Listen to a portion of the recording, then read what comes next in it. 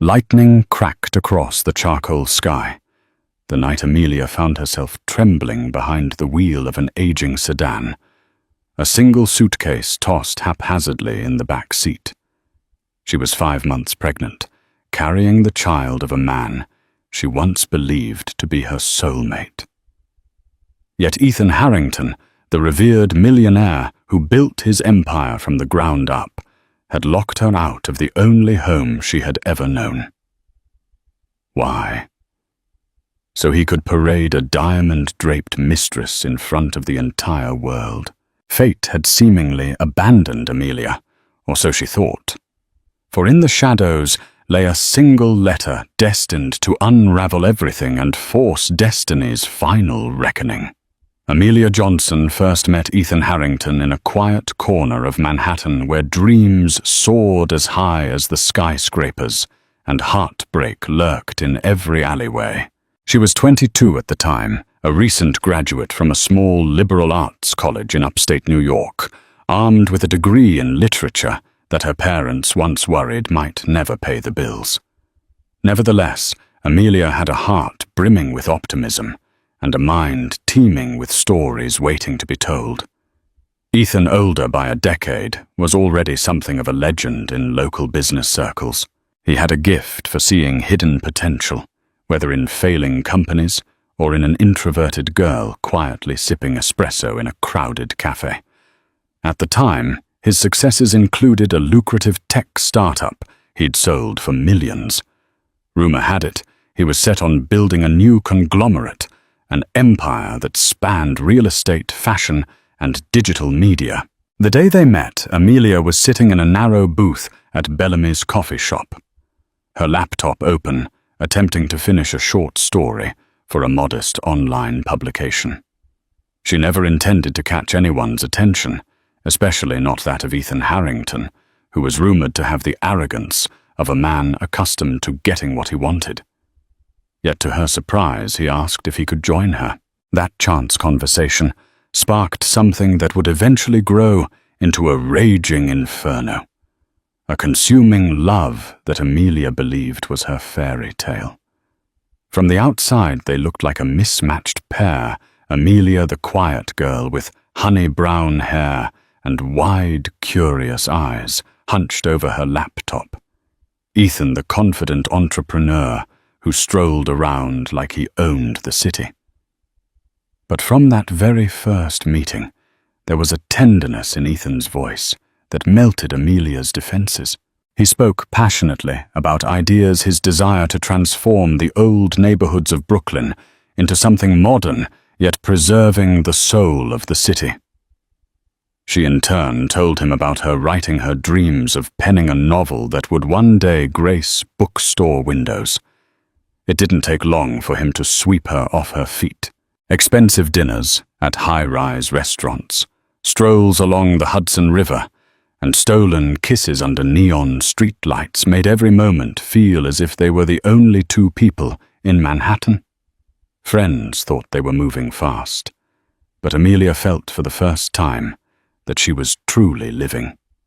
And in Ethan she saw both a fierce intellect and a complicated soul.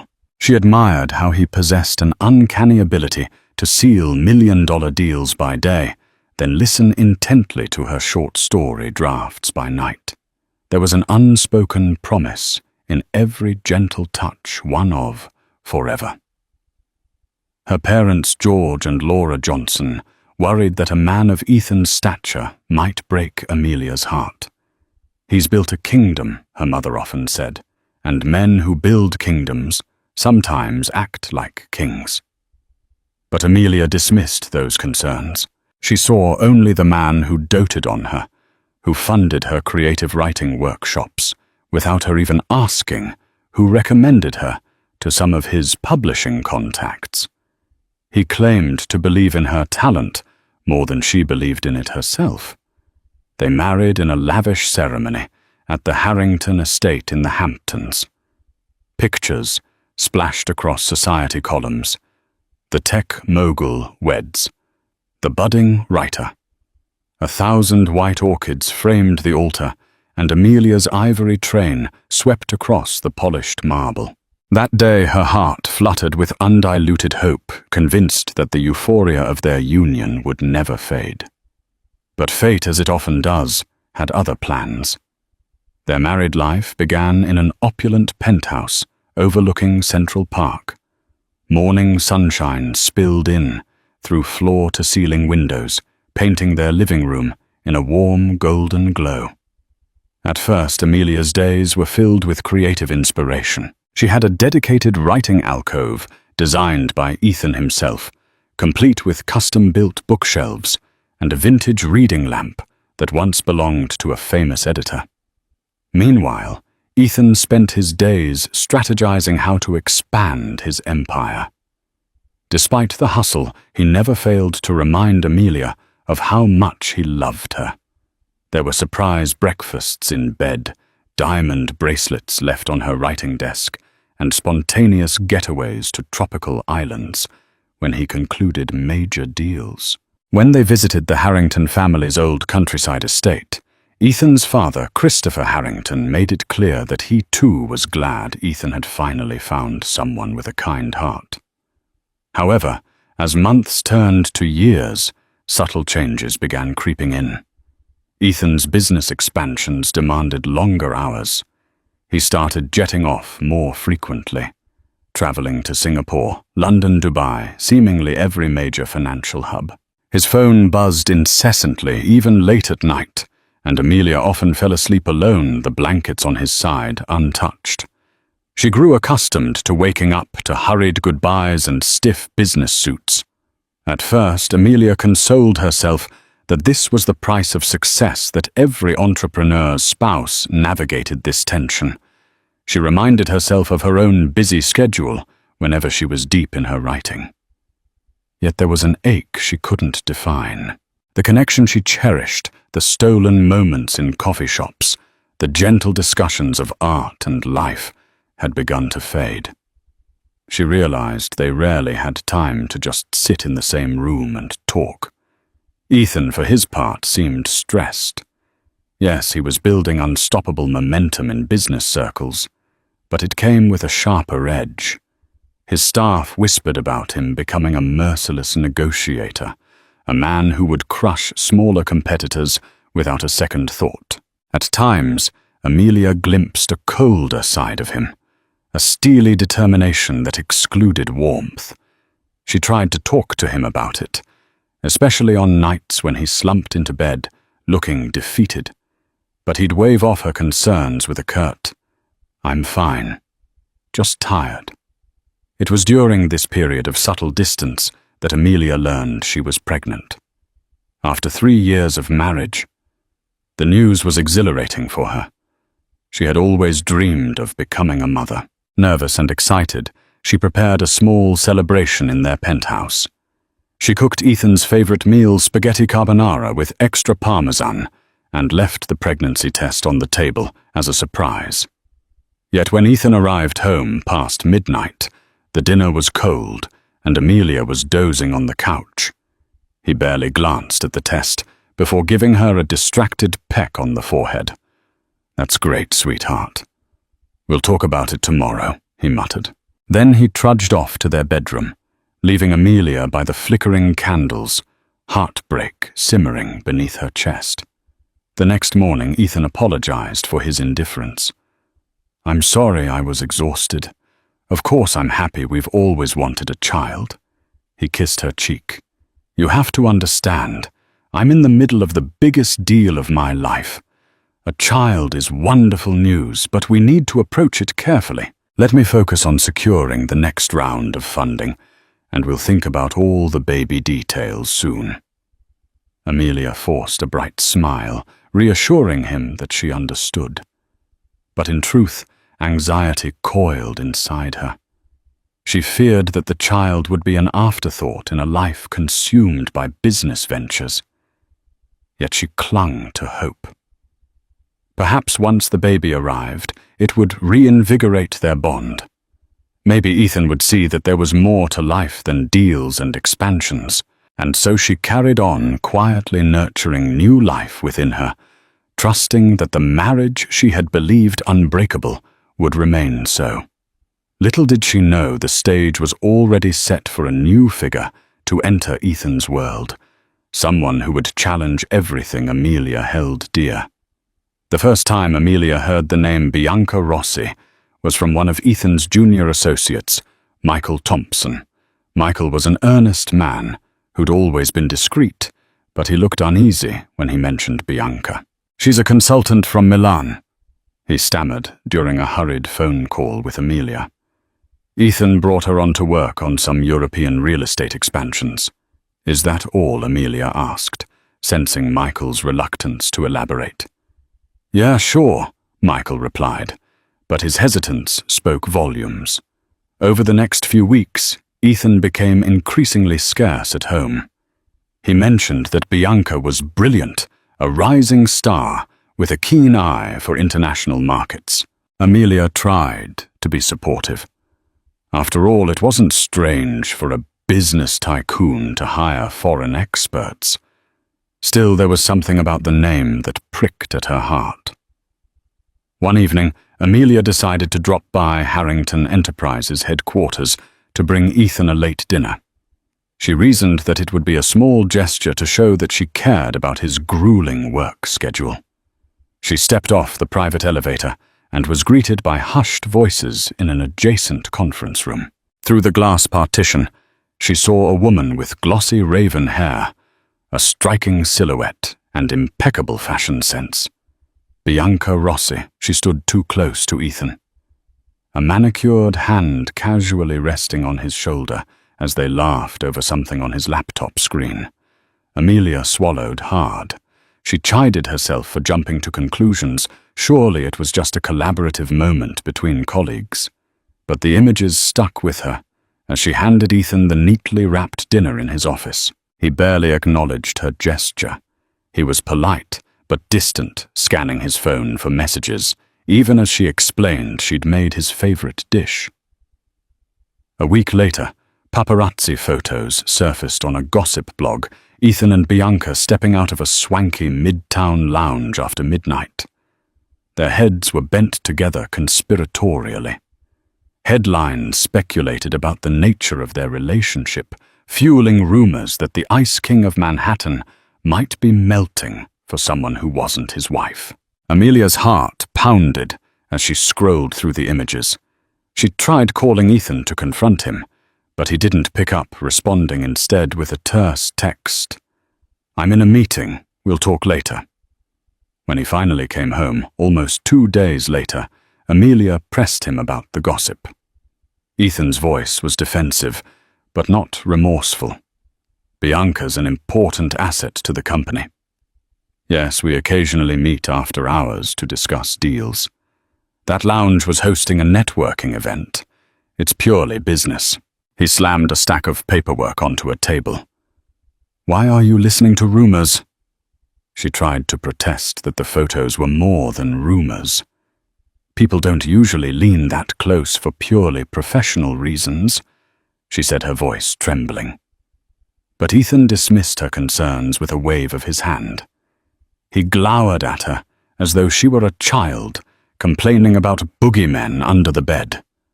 Hurt and frustrated, Amelia retreated to her writing alcove, tears burning her eyes. That night, sleep eluded her.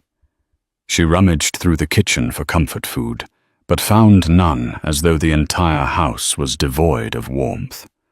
She found herself turning to old letters Ethan had written early in their marriage, beautifully poetic messages about how he'd cross oceans just to see her smile. She wondered how that sweet man had turned into this cold figure. Yet she refused to lose hope. She was pregnant with their child. She wanted to believe they could salvage their relationship. But in the days that followed, Ethan's mood only darkened and Bianca's presence grew more visible. Public events industry gatherings, even front-page spreads in business magazines. Bianca was always by Ethan's side, impeccably dressed, elegant and fiercely confident. The gossip lines began referring to Bianca as Ethan Harrington's secret weapon. Amelia felt increasingly like a spectre in her own marriage. Her parents urged her to consider a separation, but Amelia couldn't fathom raising her unborn child alone. She told herself, "I vowed to stand by him in sickness and in health." Maybe this is the sickness part, a sickness of the heart. She resolved to give him one more chance to come clean, to choose his family over his ambition. Little did she know, the confrontation that awaited her would leave her homeless, destitute, and questioning whether she ever truly knew the man she married. Amelia's breaking point came on a balmy summer evening. She had reached her 6th month of pregnancy, her belly now unmistakably round. She still tried to maintain a semblance of normalcy, attending prenatal checkups, reading baby books, and preparing the penthouse for the child she still prayed Ethan would embrace. One night she decided to confront him directly, face to face, without anger or accusations. She wanted them to speak candidly, to air out the tension and begin rebuilding. She planned a simple dinner, lighting fragrant candles reminiscent of their early romance. At first, Ethan didn't come home at his usual time, so she texted him, "We need to talk. Please come back soon."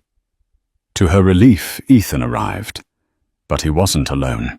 Bianca Rossi strode in behind him, her heels clacking against the polished floor. The moment Amelia saw her stepping into the penthouse, their home, her heart dropped. "What is she doing here?" Amelia asked, her voice unsteady. Ethan dismissed her concern with an airy gesture. "We have business to finalize. Her hotel was overbooked, so I said she could stay in the guest room." Anger flared in Amelia's chest like a volcanic eruption. "And you thought it was appropriate to bring her here without even telling me first. This is our home, Ethan." Bianca flicked her eyes around the apartment, obviously appraising the decor, the furniture, the artwork. In that moment, Amelia felt like a stranger in her own life. Ethan sighed. "Amelia, we're busy. I'm not going to pay for a suite last minute when we have space here." Fury mingled with sorrow. The carefully prepared dinner sat on the table, the candles flickering ominously. With trembling hands, Amelia threw her napkin onto her plate, spattering sauce across the white tablecloth. "You claim it's all business, but do you have any idea what this looks like? The rumors, the pictures, the way you've been ignoring me." Bianca cleared her throat, stepping closer to Ethan as though to defend him. Amelia felt an invisible line being crossed. "Mrs. Harrington," Bianca said smoothly, "Ethan and I respect you, but we're professionals and we stop." Amelia cut her off. "I'm talking to my husband. You stay out of this." For the first time, a flicker of guilt passed across Ethan's face. But it was fleeting. His brow hardened. "You're overreacting. Bianca is an integral part of my European expansion. Don't embarrass us by being insecure." His words sliced through Amelia's hope like a blade. Amelia stared at him, tears threatening to overflow. "I'm 6 months pregnant, Ethan.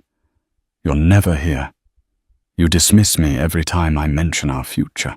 And now, you bring her into our home. I'm not being insecure. I'm being realistic about what's happening right before my eyes." Ethan's expression turned glacial. "Then maybe you need to leave if you can't handle how I run my business." "Are you throwing me out of my own home?" Amelia asked, incredulity sharpening her voice. "It's my property," Ethan snapped. "All of it is in my name. If you're going to cause a scene, maybe you should go cool off somewhere else." The shock nearly stole Amelia's breath. This was a man she had trusted with her life. Feeling her heart hammering, she grabbed a small duffel bag from the closet and began stuffing it with essentials. Her tears came in hot, humiliating waves, but she refused to let them see her crumble completely. She paused by the door, turning back to Ethan one last time. "I'm pregnant with your child," she whispered. "Does that mean anything to you?" He offered only stony silence. Bianca folded her arms, her eyes assessing Amelia with detached curiosity. It was as if Amelia was an inconvenience in her own marriage. Without another word, Amelia left the burn of betrayal scorching her every step. That night she drove aimlessly through the city, unsure of where to go. She tried calling friends, but it was late. Most were asleep or didn't pick up. In her desperation, she found an empty parking lot near a 24-hour diner. She reclined the driver's seat and surrendered to tears. The penthouse in the clouds now felt like a distant dream. There in the cramped car, she was alone, displaced, pregnant, and terrified of what lay ahead. The first night in the car was the hardest. Amelia cried until her eyes were raw, the baby kicking restlessly within her. At sunrise, she awakened to the sounds of passing trucks and the lingering smell of grease from the diner's kitchen. She realized she had no plan, very little cash, and only a tank half full of gas. Her immediate thought was to reach out to her parents. But George and Laura Johnson were retired and lived on a modest pension in Florida. They had warned her about Ethan. She felt too proud, too ashamed to call them. Instead, she resolved to figure things out on her own. With her phone battery waning, she scrolled through her contacts and called Elizabeth Chamberlain, an old friend from college who lived across the river in Brooklyn. "Elizabeth first. I don't know where else to go," she confessed, trying to steady her voice. Elizabeth, hearing the distress in Amelia's tone, immediately offered her spare couch. Amelia felt a flicker of hope. Yet she hesitated. Elizabeth lived in a one-bedroom apartment with her partner, and Amelia didn't want to impose for too long, especially pregnant. Still, it was better than sleeping in a car. They agreed to meet later that day. For now, Amelia took what little money she had and went into the diner to buy a cheap breakfast, scrambled eggs, toast, and coffee. Her reflection in the napkin dispenser startled her pale cheeks, red eyes, and hair that looked like it hadn't been brushed in days. In that moment, she felt utterly broken. But she also felt a surge of determination for the sake of her unborn child. She had to be strong. She spent a few nights on Elizabeth's couch. She tried texting Ethan, not out of desperation for him, but in concern for the baby's future. No response. She called Harrington Enterprises, but the receptionist politely informed her that Mr. Harrington was unavailable. Through some social media posts, she discovered Ethan had flown to Europe. Photos showed him and Bianca at a business conference in Paris, the two of them smiling brightly for the cameras. The knife twisted deeper into her heart. Amelia decided to see an attorney, Frederick Johnson, who specialized in family law. A friend of Elizabeth's recommended him. In a small, dimly lit office, she poured out her story from the sudden eviction to the pregnancy. Frederick listened sympathetically. "He can't just throw you out like that," Frederick said firmly. "Legally, you have marital rights. And given your pregnancy, the court will strongly favor your interests if you pursue spousal support." Yet Amelia feared the cost of a prolonged legal battle. Ethan's wealth gave him power and influence. She had only a few dollars left in her personal bank account. Frederick understood her predicament. "We can file an emergency petition for support, but you'll need some upfront funds to cover initial filing fees and attorney's fees." Overwhelmed, Amelia left the office feeling trapped. She was sleeping on a friend's couch, jobless and pregnant. She had no illusions that Ethan, who was flaunting Bianca publicly, would suddenly capitulate to a legal demand. She also feared the emotional toll a public battle would take on her. Instead, she decided to try one more approach meeting with Ethan's father, Christopher Harrington. Christopher was once a towering figure in Ethan's life, a strong-willed man who believed in family above all else. Amelia hoped that if she told him what had happened, he might intervene. She dialed Christopher's private number and left a voicemail explaining the situation in as calm a tone as she could manage. A week passed. No return call. During that time, Elizabeth's small apartment was becoming crowded, and Amelia sensed she was overstaying her welcome. Elizabeth never said so, but Amelia felt guilty. So one chilly morning she returned to the only other shelter she had, her car. She gathered blankets and pillows, then parked near a safe residential area. People walking their dogs occasionally threw curious glances, but no one bothered her. Despite the heartbreak, she clung to the child growing inside her. She would talk to the baby, whispering promises that she would find a way to create a safe, loving environment. Every day felt like an uphill battle. She scoured job listings, applied to freelance writing gigs online, and visited second-hand stores looking for cheap baby items. The fact that she had to consider living in a car while pregnant was a reality that struck her with devastating clarity. Little did she know that a lifeline, an unexpected letter, was already in transit, a ticking time bomb that would shift the power dynamic in ways no one could have predicted. 2 weeks had passed since Amelia moved back into her car. The nights were growing colder, and her pregnancy was entering the 3rd trimester.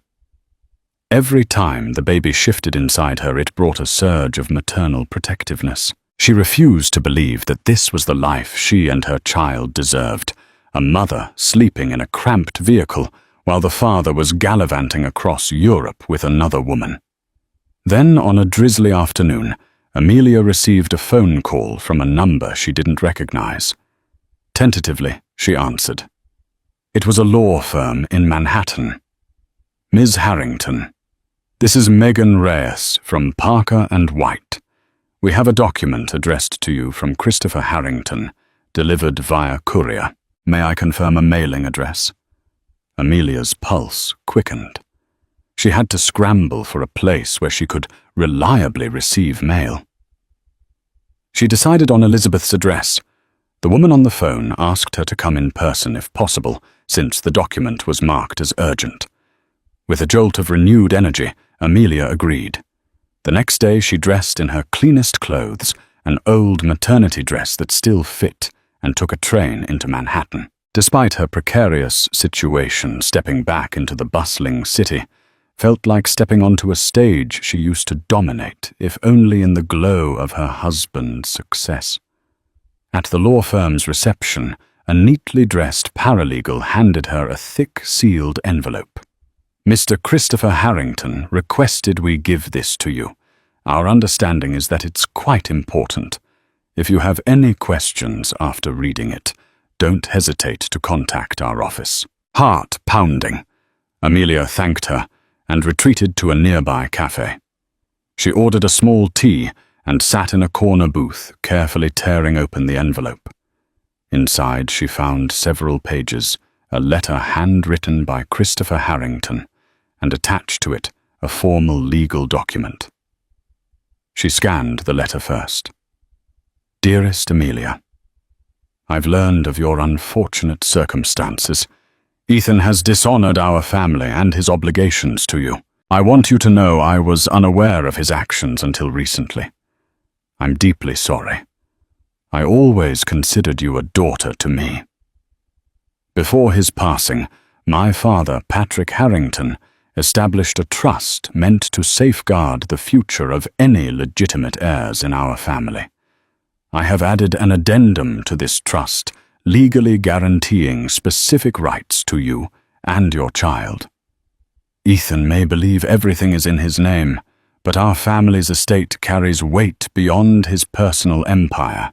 Enclosed you will find the official documents. Please do not hesitate to use them. I have already instructed my attorneys to stand by you if you decide to act on your rights. Ethan may have built his fortune, but he has no power to override this trust set in place by his grandfather. Yours sincerely, Christopher Harrington.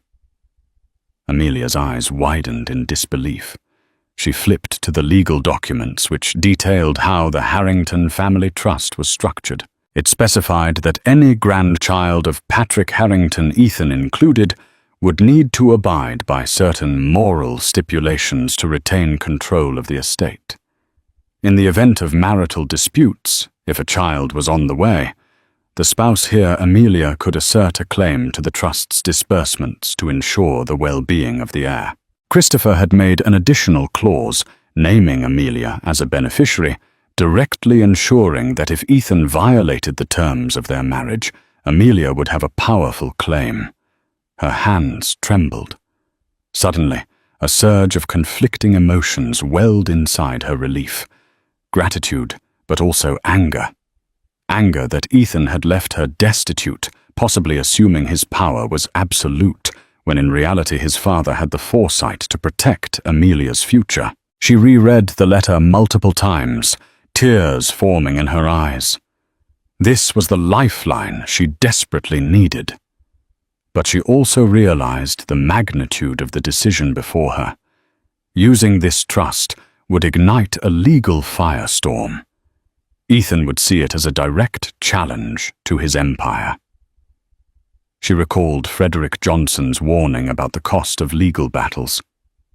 Perhaps with Christopher's backing, she wouldn't be alone. She carefully tucked the documents into her bag, her mind swirling with possibilities. For the first time in weeks, she felt a spark of hope. She saw a path to regaining her dignity, ensuring her child would never again be forced to sleep in a car. Yet she couldn't shake the nervous anticipation. Facing Ethan would require more than just legal documents. She would need the emotional fortitude to stand up to a man she once adored, a man who still had the power to break her heart with just one look. But for the sake of her unborn child, she vowed to do whatever it took. Armed with Christopher's letter and the legal documents, Amelia arranged an urgent meeting with Frederick Johnson. She felt a surge of empowerment, stepping into his office, a far cry from her previous visit, when despair weighed her down. Frederick's eyes widened as he flipped through the paperwork. This trust is solid ironclad, really. Patrick Harrington set it up decades ago to protect future generations. Christopher's addendum seals the deal for you. You can legally claim spousal support, living expenses, and even a portion of the family estate. If Ethan contests this in court, he'll face an uphill battle. Amelia felt tears of relief. So you're saying he can't just ignore me? Frederick nodded. Exactly. And based on the terms, if Ethan doesn't comply, he risks forfeiting a significant chunk of his inheritance and future claims. That's the last thing he wants. With newfound determination, Amelia gave Frederick the green light to file a formal claim. She couldn't return to living in her car, especially with her due date inching closer. Frederick drafted a letter to Ethan and Harrington Enterprises, a copy to Christopher Harrington, and an additional filing for the family court. The gist was clear. Amelia sought immediate financial support and housing in line with the Harrington Trust. News traveled quickly through the corporate grapevine. Within days, Ethan called. Amelia's heart pounded when she saw his name flash on her phone. She let it ring a few times, steadying her nerves before finally picking up. "What the hell do you think you're doing?" Ethan growled. "Defending myself and our child," Amelia replied, trying to keep her voice steady. She clutched the phone tightly. "You had no right to drag my father into this. I didn't drag him into anything. He reached out to me, Ethan. He knows what you did, and he's not going to let you ruin me or your child." Silence crackled over the line, thick with tension. "This is a private matter. You want to bankrupt me with lawyers. Fine. But don't forget, I have more resources than you can fathom.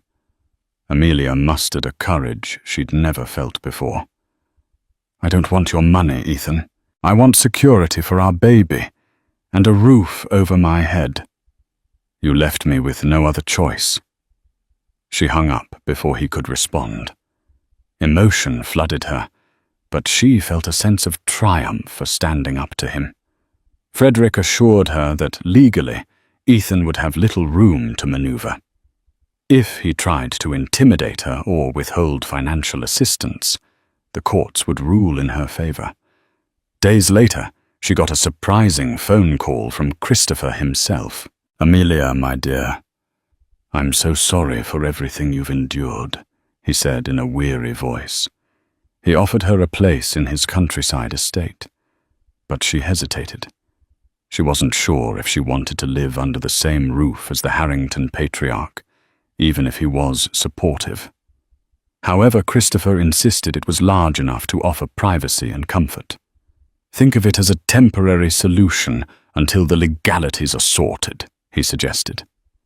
Reluctantly, Amelia agreed. Within a week, she was on a train, heading to the Harrington countryside estate, a sprawling mansion set amidst rolling green hills. The estate's caretaker, Edward Carlyle, greeted her warmly and showed her to a cozy suite. It felt surreal to step into such luxury after weeks sleeping in a car and crashing on couches. She was grateful, but her nerves jangled at the idea of crossing paths with Ethan. Christopher was there, looking older than Amelia remembered, his hair thinning and shoulders stooped. He embraced her, gently, tears in his eyes. "I never wanted this, dear. Ethan's lost his way. You have my full support." Yet every corner of the mansion reminded Amelia of the Harrington name of the man she once believed was her forever. The nights were restless, haunted by memories of their early romance. She tried focusing on the future, on the baby, on the glimmer of justice the documents promised. Soon enough, Ethan would have to face reality. The trust demanded it, and so did she. Little did Amelia know, Ethan and Bianca were already concocting a plan to deflect her legal claims to preserve their own interests in the Harrington Empire. The battle lines were drawn, and the stage was set for a confrontation that could fracture the Harrington legacy once and for all. Amelia's first morning at the Harrington countryside estate was a mixture of eerie calm and underlying tension. She awakened to bird song drifting through the open windows and a gentle knock at the door from one of the estate's housekeepers who brought breakfast on a silver tray. Just weeks ago, Amelia had been scrounging for cheap diner meals and dozing fitfully in her sedan. Now she was surrounded by luxury and worry in equal measure. Christopher was nowhere to be seen at breakfast. The caretaker, Edward Carlyle, explained that Christopher had early business to attend to in town. Amelia tried to stay busy, exploring the vast gardens, writing in her journal, and crocheting small baby booties. She told herself this was temporary, that the estate was merely a haven until her legal situation was stable. Late that afternoon, a black SUV barreled up the gravel driveway, stirring dust into the air. Amelia watched from her bedroom window, her heart lurching when Ethan stepped out, phone pressed to his ear. Beside him was Bianca, clad in designer sunglasses. Even from a distance, Amelia felt the sharp sting of betrayal. A short while later, a housekeeper approached Amelia. "Mr. Harrington would like to speak with you in the drawing room." "Which Mr. Harrington?" Amelia asked, apprehension knotting her stomach. The housekeeper paused, uncertain. "Both, ma'am." The drawing room was an elegant space lined with antique bookshelves and accented by gilded moldings. Christopher sat in a high-backed chair, his expression somber. Ethan stood behind him, posture rigid, eyes narrowed while Bianca hovered near the doorway, arms crossed defiantly. Christopher rose, offering Amelia a paternal nod. "Amelia, please have a seat. We need to discuss the situation." She settled on a velvet couch opposite them, carefully resting a protective hand over her belly. Ethan cut in before Christopher could speak. "You're leveraging my family's trust against me," he said, voice clipped. "It's manipulative, unnecessary. We could have handled this quietly." Amelia's cheeks burned. "You left me homeless," she said, with as much calm as she could muster. "Don't lecture me about being manipulative." Bianca cleared her throat, stepping forward. "Ethan never intended to make you homeless. It was your decision to leave." Heat flared in Amelia's chest. "Decision. I was practically told to get out." "You moved in behind me." Christopher held up a hand for silence. "Enough. This feud has gone too far. Amelia, you have every right to invoke the trust, and Ethan, I won't allow you to disregard it. Your grandfather set those conditions for a reason." Ethan sneered, turning his gaze to his father. "What about my own rights, father? My marriage is over. Let's be honest. Amelia's making claims for money she doesn't deserve." At that, Christopher's eyes flared with a rare anger. "Don't you dare speak of her that way. She's carrying your child. That child is a Harrington heir, and I will not see my grandchild born into poverty because of your recklessness." A tense silence ensued. Amelia felt her pulse pounding. She'd never expected Christopher to rise so strongly to her defense. She had no illusions that Ethan would suddenly repent. But this was a start. Bianca stepped toward Christopher.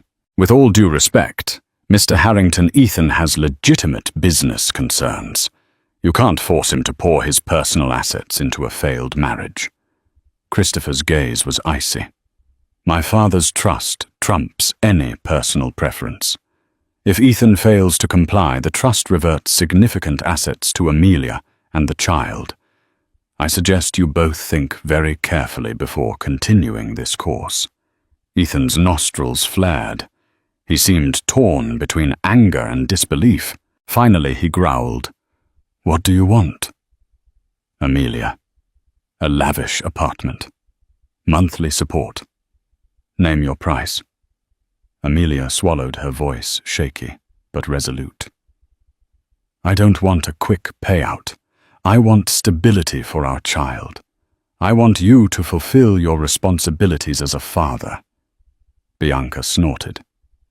"This is just a money grab." Christopher shot her a glare. "You are a consultant, Miss Rossi. This is a family matter. I advise you to remain silent unless spoken to." The tension in the room escalated to a palpable heat. For a moment, no one spoke.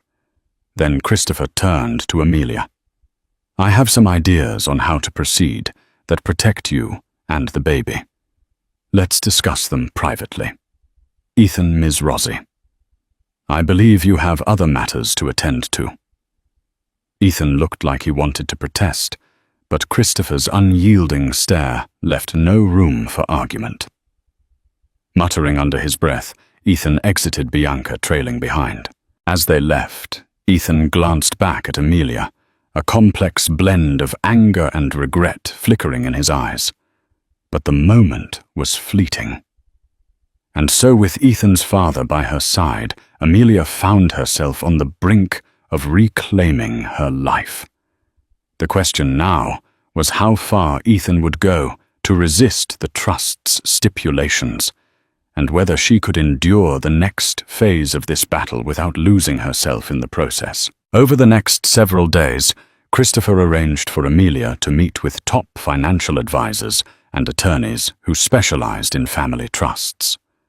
The Harrington estate felt like a fortress in the midst of a brewing storm, and Amelia found an unexpected ally in the patriarch who once seemed remote and intimidating.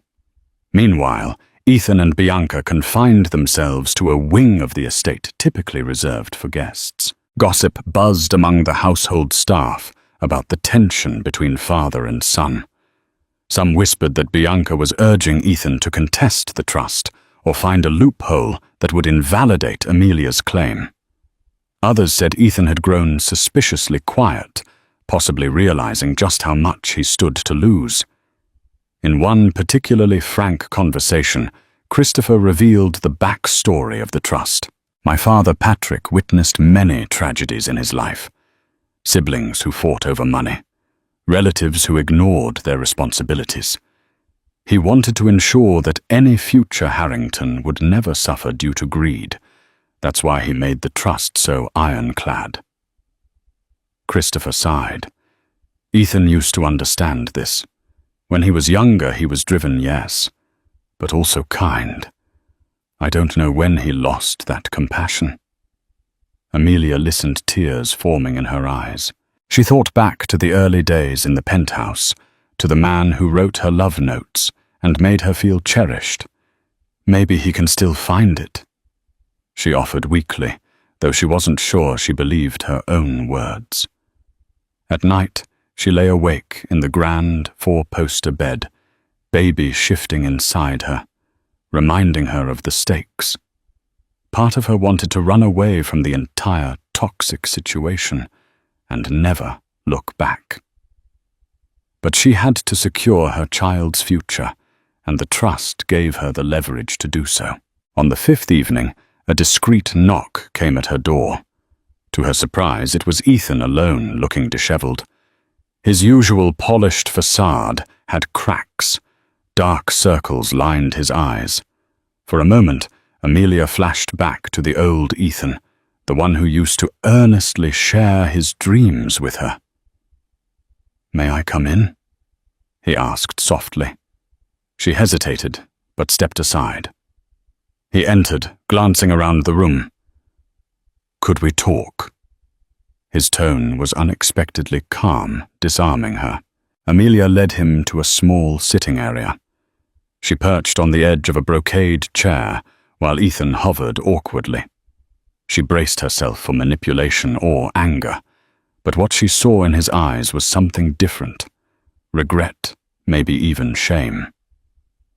"I never wanted to hurt you," he began, voice barely above a whisper. Things got out of hand. The business deals, the travel, the pressure, it was overwhelming. And Bianca, she made me feel powerful in a way I haven't felt in a long time. Amelia clenched her jaw. "Powerful enough to throw your pregnant wife out onto the street." He winced. I regret that. I was angry and I lashed out. It was cruel. And now, with the trust, I realize what I stand to lose. This estate, my entire inheritance, my reputation. It's all at risk. She studied him, noting the order of his words. Estate inheritance, reputation only. Then, after all, that did he mention the personal cost? Is that your only concern? Your money? His eyes flickered. "No. I'm here because I'm worried about you, about our child. Let's reach an understanding. I can't deal with the stress of a legal battle right now. Let's come to terms, settle this quietly." Amelia felt a surge of disappointment. So it was about a deal, not a genuine apology or reconciliation. And what would your terms be, Ethan? "Look, I'll buy you a comfortable house, set up a generous trust for the child's education, and provide monthly support. In return, you drop any claims on the Harrington family trust. We'll settle everything out of court." His tone was calm, as though discussing a business merger. She inhaled sharply, her hand curling protectively around her belly. "You want me to sign away my legal rights? The rights Christopher and your grandfather wanted me to have, so you can be free to do whatever you want." Ethan met her gaze, but remained silent, his eyes pleading. He reached out to touch her hand, but she pulled away. A wave of conflicting emotions crashed over her heartbreak, anger, nostalgia for what they once shared. Quietly, Amelia stood. "Get out," she said, her voice trembling. "I'm not a business deal. You can't buy our child's security just to protect your empire." Ethan lingered for a moment, eyes searching hers. She wondered if he'd say something heartfelt, something that might spark hope. But he merely nodded, jaw clenched, and retreated from the room, leaving Amelia alone once more in the hushed corridors of the Harrington estate.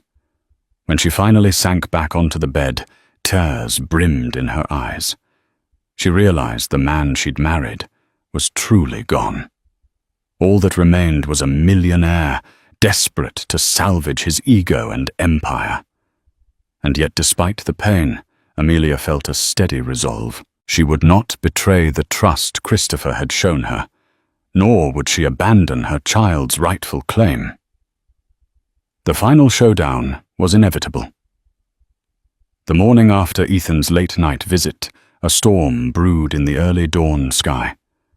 Thunder rumbled across the estate's rolling hills, a fitting backdrop to the mounting tensions inside. Bianca wasted no time seizing an opportunity to confront Amelia. She cornered her near the estate's library, where Amelia was paging through a parenting guide. "You're using this baby as leverage." Bianca spat, her accent sharpening her words. "It's disgusting." Amelia glanced up, calm despite the fury surging in her. "You have no idea what I've gone through. Don't pretend you're innocent. You helped push me out of my own home." Bianca smirked. "Ethan would have left you eventually. You're not on his level. You never were.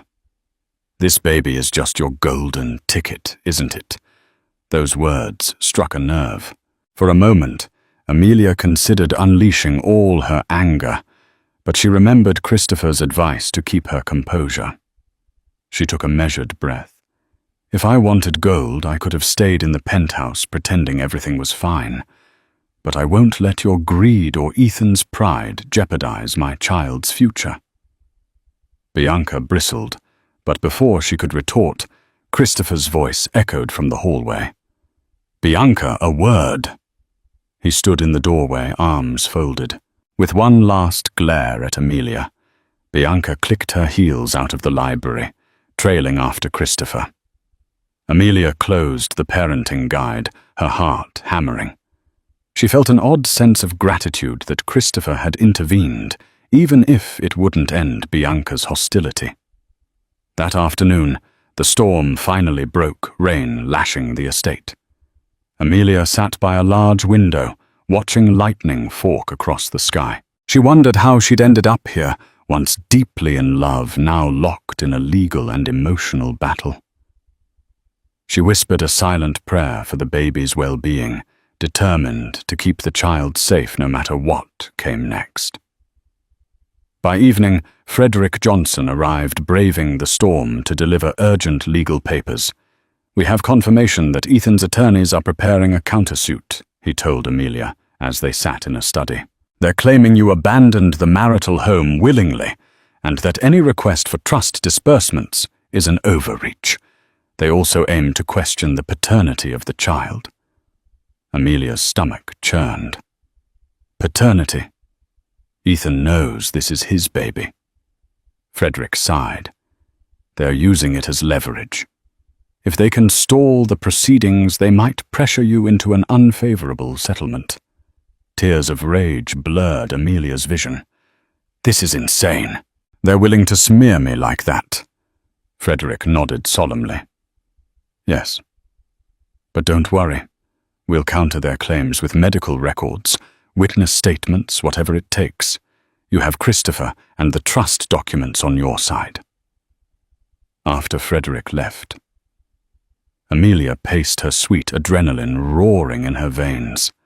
She couldn't fathom how the sweet man she'd married had devolved into someone who would question her integrity and the paternity of their child. The betrayal felt even sharper than the day he'd thrown her out. It was during this restless night that Christopher knocked on her door. The older man looked weary. "May I come in?" She nodded, stepping aside. He sank into an armchair, pressing a hand to his temple. "I'm sorry for the legal circus. I've tried speaking sense to Ethan, but Bianca's influence runs deep.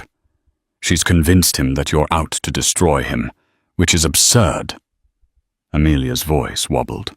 "He's out to destroy me, Christopher. They're disputing the baby's paternity." "How could he do that?" Christopher's expression darkened. "That's Bianca's handiwork. I know my son isn't heartless enough to deny his own child. I'll do everything I can to intervene. We must stay strong." Lightning flashed outside, illuminating Christopher's tired features. In that moment, Amelia realized he carried a burden almost as heavy as her own, watching his son destroy not only his marriage, but his morality in pursuit of superficial power. She felt a surge of empathy for this man, who was once so proud of Ethan's achievements. As the thunder boomed, Christopher rose and placed a comforting hand on Amelia's shoulder. "Have faith, dear. Sometimes, even in the darkest storm, the light finds a way through." He bid her good night. Amelia sat by the window for a long time afterward, her mind swirling with memories both sweet and bitter. She knew the real battle was just beginning, but she also knew she no longer faced it alone. A final reckoning awaited them all. And in that reckoning, a single letter, Christopher's letter, supported by the ironclad trust, might be the key to destroying the illusions Ethan and Bianca had so carefully built. A week later, the long-anticipated court hearing convened in a stately Manhattan courthouse. Rain still slicked the city streets, as though the storm from the estate had followed them. The hearing was preliminary, designed to establish immediate financial support for Amelia and clarify the trust's role. Amelia arrived with Frederick Johnson by her side. She wore a simple black dress that clung to her pregnant belly, a visual reminder of what was truly at stake. Across the aisle, Ethan sat with his high-powered legal team. Bianca perched behind them, her face a mask of cold confidence. The judge, an older woman named Eleanor Pierce, called the session to order. Frederick presented the Harrington Trust documents along with Christopher's addendum. He explained Amelia's circumstances, her forced eviction, her pregnancy, and her need for security. Then came Ethan's turn. His attorneys tried to paint Amelia as a gold digger who refused mediation. They even hinted that the baby might not be Ethan's. Amelia felt her blood boil at the suggestion, but she steeled herself, trusting Frederick to counter. It was Christopher's testimony that proved decisive. When the judge invited him to speak, he rose clear-eyed despite his evident exhaustion. "My father established this trust to ensure no legitimate heir to the Harrington name would suffer due to negligence or greed," Christopher said firmly. "Amelia is my daughter-in-law. She's carrying my grandchild. I've personally witnessed Ethan's recent behavior and can testify that Amelia has been unjustly cast aside. The trust is clear: if Ethan fails to care for his spouse and child, the estate can and will intervene." Ethan's lead attorney shifted uncomfortably, but Bianca visibly bristled. Amelia watched Ethan for any sign of remorse. He stared at the floor, jaw clenched, refusing to meet her gaze. Judge Pierce asked pointed questions, but "Harrington, you've heard your father's statement. Are you prepared to contest the validity of your own grandfather's trust?" Ethan stood buttoning his suit jacket. I respect my family's legacy. Your Honor, however, there have been misunderstandings. My wife left the marital home of her own accord, and Judge Pierce raised an eyebrow. "According to the affidavits, you told her to leave if she couldn't accept your new living arrangements. So is it correct to say that she wasn't merely leaving of her own free will, but acting on your demands?" Ethan faltered. "Yes, but it wasn't meant to be permanent." The judge's eyes narrowed. "That's not how it appears." nor does the rumor you're questioning the paternity of this child. It seems you're pulling every trick to avoid your responsibilities." Bianca looked like she wanted to speak, but Ethan's attorney motioned for her to remain silent. At that moment, Amelia felt an odd sense of pity for Ethan. He was cornered, forced to defend indefensible actions, all because he refused to let go of his pride. After reviewing the evidence and arguments, Judge Pierce ruled for an immediate support order. Ethan was mandated to provide Amelia with a monthly stipend and secure housing if Amelia wished to live outside the Harrington estate. The paternity matter was dismissed as a baseless claim subject to a simple test if needed. The judge also recognized Christopher's right to enforce the trust, signaling that a more expansive financial arrangement could follow if Ethan didn't comply. As the gavel struck, a wave of relief washed over Amelia. She had won the first battle. The court had acknowledged the validity of the trust and her right to support. Ethan stormed out, flanked by his attorneys, while Bianca sent Amelia a venomous look before trailing after him.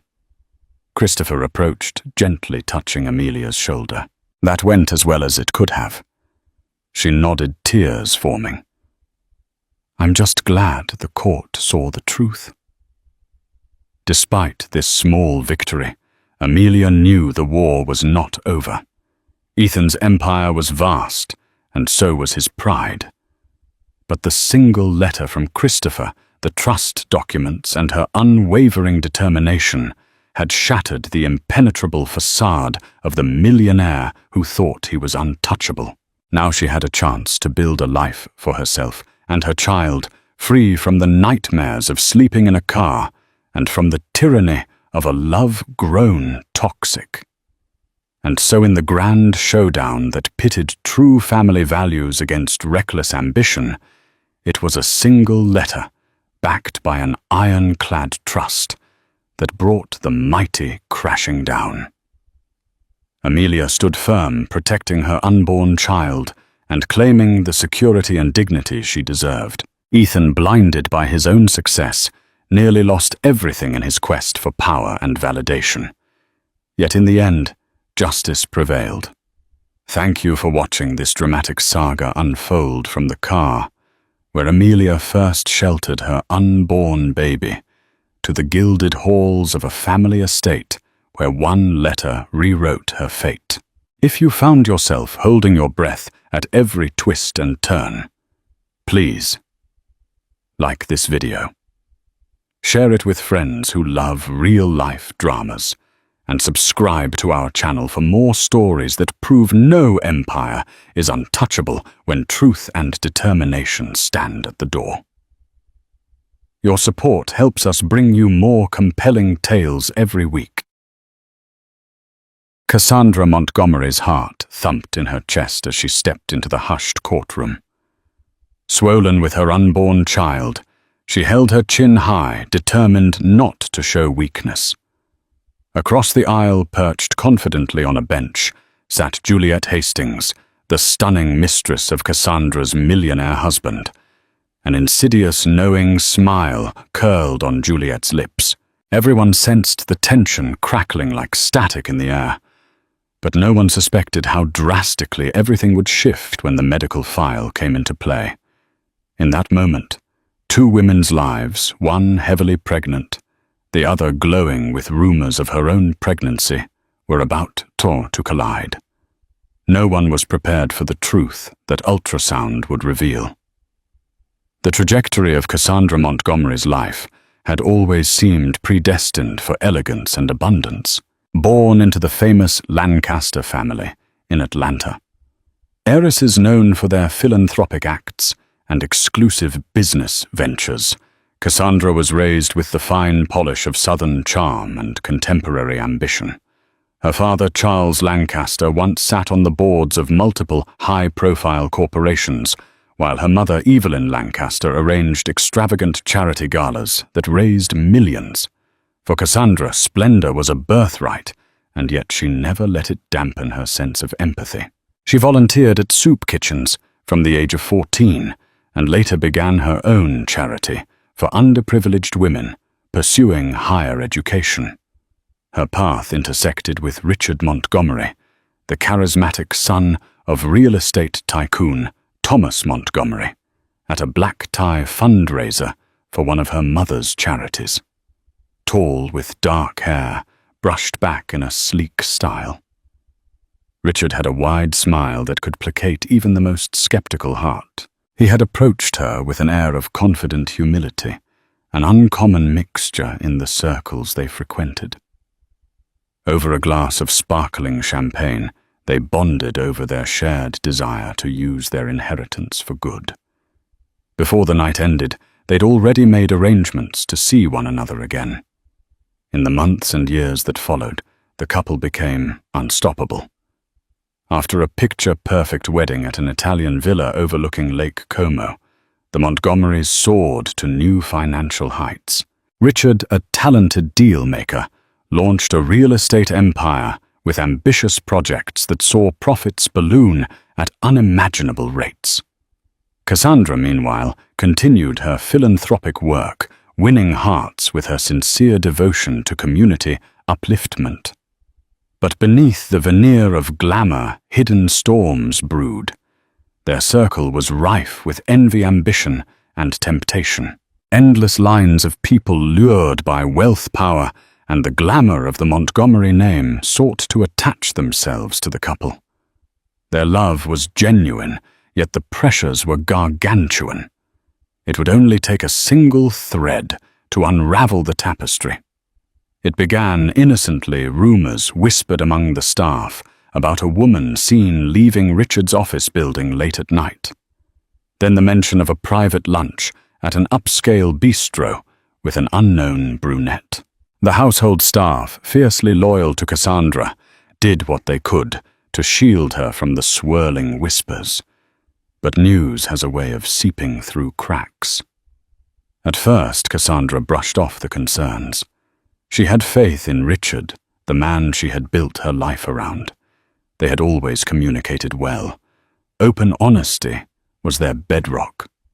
She refused to believe that the man who gave so much to their marriage would risk it all for a fleeting dalliance. Yet as the rumors continued to pile up, photographs, hushed gossip, even a paparazzi shot outside a luxurious spa, her confidence wavered.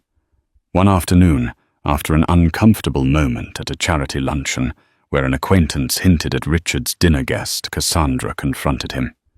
He seemed genuinely perplexed by her questions, offering quick reassurances. "It's business," he said. "She's just a potential investor. We're working on a complex project, Cass. I'd never keep something truly important from you." Cassandra believed him, or at least wanted to, but she couldn't help noticing the slight tremble in his voice. That was the first night she slept with an ache of doubt in her heart. As the weeks wore on, the staff observed Richard spending more nights at his office, citing that deals with international clients kept him awake into the early morning hours. His phone calls grew more secretive. Cassandra's attempts to connect emotionally were often met with feigned attentiveness. The gradual distance between them felt like a glacier forming cold, massive, and unstoppable. When Cassandra finally discovered the name Juliet Hastings, it wasn't because of a direct confession from Richard or an enlightening slip of the tongue from her acquaintances. Instead, it came in the form of a monogrammed scarf discreetly left in the passenger seat of Richard's BMW. Cassandra found it while retrieving some files she needed from the car. Her heart lurched as she read the embroidered initials JH on the expensive satin. She confronted him that very evening. In the living room, with floor-to-ceiling windows overlooking the city's twinkling skyline, Cassandra's voice quavered, caught between anger and heartbreak. "Who is Juliet Hastings?" she asked, her eyes scanning Richard's face for any hint of honesty. Richard hesitated. His gaze flickered away. Then, in halting words, he revealed that Juliet was a potential investor from Europe, an heiress who wanted to expand into the lucrative US real estate market. He claimed everything was strictly business. The scarf was an unintentional leftover after he had given her a ride to finalize some details. But Cassandra's instincts screamed that this was more than business. Richard was too defensive, his body language too stiff. Whether he was entangled in a deep affair or simply flirting with the possibility was unclear. But one thing was certain: her marriage was in jeopardy. She excused herself and retreated to their bedroom, mind racing with worry and heartbreak. It was only the next morning that Richard confided a deeper truth. Juliet might have feelings for me, he admitted, but I've never pursued anything more than a business relationship. He confessed that he was flattered by her attention, especially during challenging times. He insisted that no lines had been crossed. Cassandra offered him a final chance at trust. "If there is anything more than business I need to know," she said quietly. "I need you to be sure you're choosing our marriage."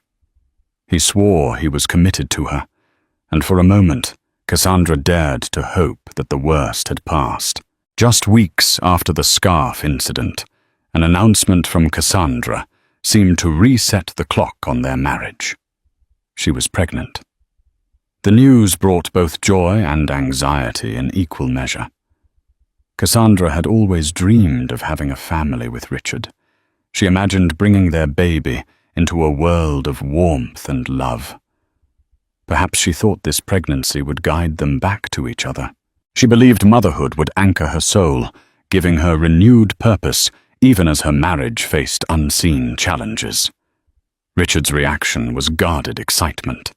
Initially, he beamed, hugging Cassandra and proclaiming the child would bring them closer. But something in his expression suggested concern. Cassandra attributed it to the stress of fatherhood. Everyone in their circle celebrated the news, from her philanthropic friends to her parents, Charles and Evelyn, who had long awaited the birth of their first grandchild. A fleeting sense of marital bliss hovered in the Montgomery mansion. They planned doctor's appointments, pored over baby name lists, and teased each other about the baby's gender. For those few weeks, it felt like the threat of Juliet Hastings had evaporated. That illusion shattered one brisk winter morning. A letter-plain envelope, typed words, arrived at the mansion. Cassandra retrieved it from the mail before the staff. The message was alarmingly brief. "Your husband is lying. Check his phone messages or you'll never know the truth." There was no signature, no return address. Cassandra's hands shook as she held the letter. She looked around, half expecting to see a shadowy figure in the halls. Tension coiled in her stomach.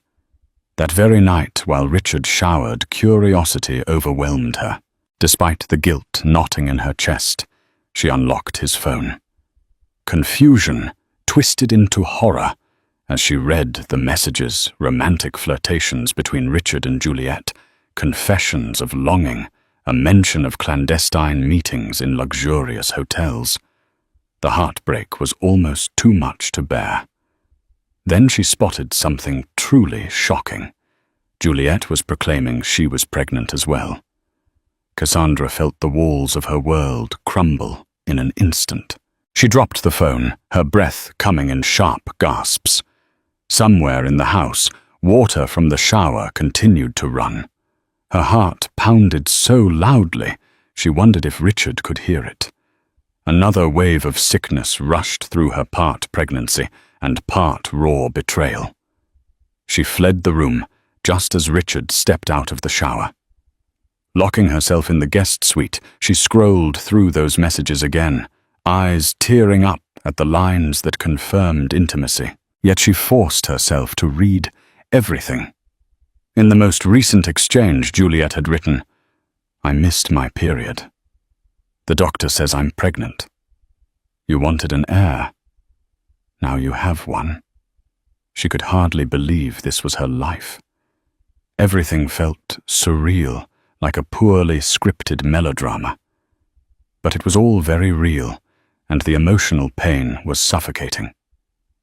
Over the next days, Cassandra avoided Richard with well-timed errands and pleas of exhaustion. She needed clarity before confronting him. She needed to know if Juliet was truly pregnant or using the claim as a bargaining chip. Cassandra decided the best approach was to gather evidence. She reached out to her family friend, Avery Johnson, a private investigator at Johnson & Walters Investigations.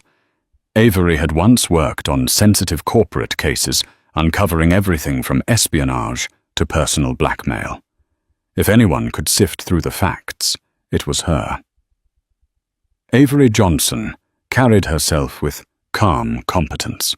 She had grown up alongside Cassandra, and the two had once bonded over a summer job at a boutique law firm. So when Cassandra explained her suspicions through hushed phone calls, Avery reassured her. "We'll find out the truth, Cass, and we'll handle it discreetly." For 2 weeks, Avery discreetly followed Juliet Hastings, compiled records, interviewed local staff at hotels.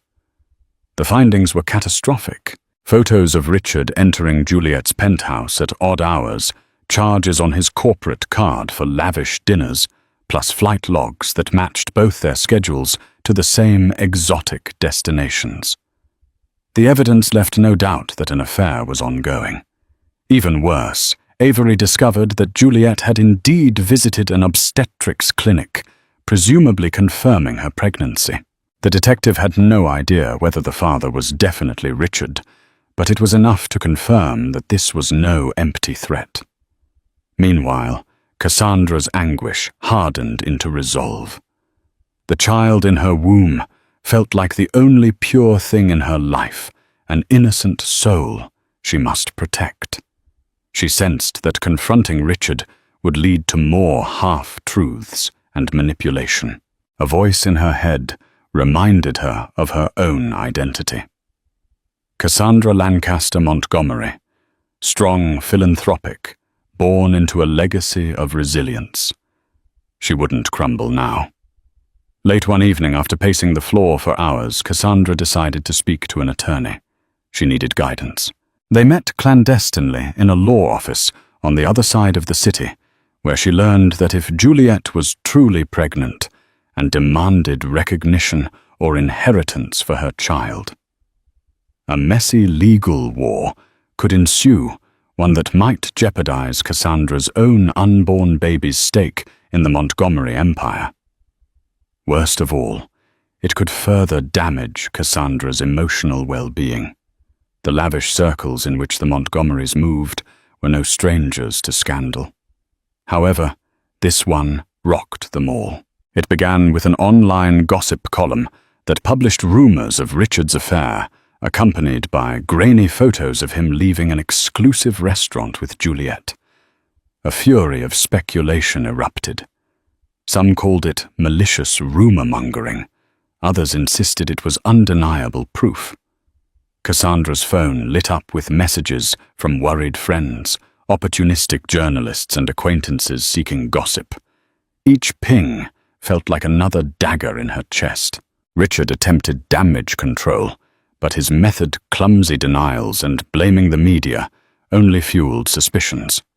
Soon Juliet herself spoke to a reporter from a scandal-seeking tabloid, declaring she was pregnant with Richard's child. "I love him," she said with a sweet smile. "I only hope we can raise this baby together." That interview was the final straw. Cassandra refused to remain silent any longer. She released a brief public statement, confirming her own pregnancy, pleading for privacy, and stating that she was evaluating the situation. The statement read calm on the surface, but behind it lay heartbreak and steely determination. As the story spread, Cassandra received an unexpected phone call from none other than Juliet Hastings. The mistress demanded they meet. Confused and curious, Cassandra agreed, if only to look her rival in the eyes. They arranged to see each other in a private lounge at the Regency Hotel, one of Richard's prized properties. The lounge was empty, save for the bartender, who discreetly kept his distance after serving them. Cassandra arrived first, wearing a tailored black dress that hinted at her pregnancy. Juliet breezed in moments later, clad in a chic designer gown that hugged her slender frame. Her delicate features were overshadowed by an expression that combined triumph and a trace of anxiety. "Thank you for coming," Juliet said, her voice surprisingly gentle. "I believe we can settle this amicably." Cassandra leveled her gaze, ignoring the swirl of conflicting emotions. "Amicably? You destroyed my marriage." A subtle smirk tugged at the corner of Juliet's mouth. "I gave Richard what he wanted," she said softly. "I'm sorry if it hurt you, but I'm carrying his child too." The minutes that followed were excruciating. Cassandra listened as Juliet explained she had no intention of backing down. "Richard promised me everything. The wealth, the position. Even a future for our baby," she claimed. "I know you'll probably file for divorce, but let's think about the children involved. We don't have to tarnish their inheritance with an ugly battle. We can come to an agreement that benefits everyone." Cassandra almost laughed out loud at the audacity, but the tears brimming in her eyes betrayed how deeply Juliet's words cut. She found the mistress's confidence disturbing, and yet the proposition was so coldly pragmatic that Cassandra recognized a cunning mind. Juliet might be a gold digger, but she was no fool. She had singled out Richard for his fortune and influence, and she had no qualms about using her unborn child as leverage. Despite her sorrow, Cassandra refused to wilt in front of her adversary. She straightened her posture, energy pulsing within her.